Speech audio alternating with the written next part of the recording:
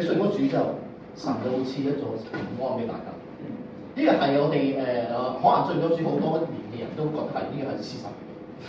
嗱，好多嘢可能唔係即刻可以改變到個事實，或者好多嘢都唔係即刻可以改變得到。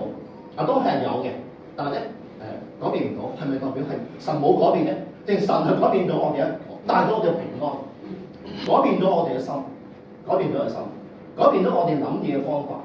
嗱，點解 Candy 哥今日中意帶嗰杯水出嚟？我做少少解釋，少少解釋。嗱，呢個咧就係叫半杯水理論嘅，好似啲半杯水度。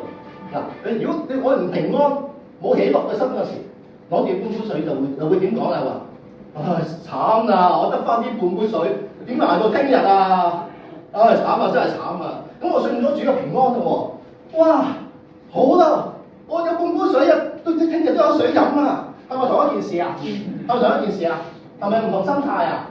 所以咧，主帶俾我哋一個平安，帶俾我哋一個主成話一個叫喜樂嘅心態。所以咧，信咗神，未必即刻俾到你祈完禱之後俾到你要嘅嘢，但係神一定俾到你平安，一定改變咗你心態。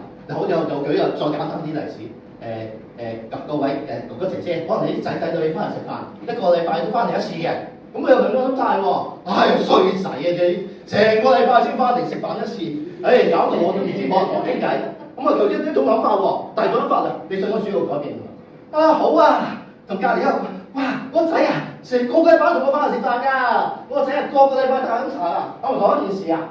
同一件事我係信咗主之後就平安啦。我哋諗法唔同咗啦，我哋係帶住喜樂、帶住正面嘅思想去諗嘢。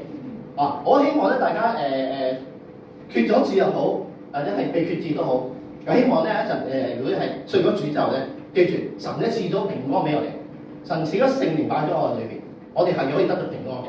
我哋咧想嘢係正面嘅，雖然而家佢講過唔得嘅、未得嘅，神未應允嘅，但係神係聽到嘅，聖經有講。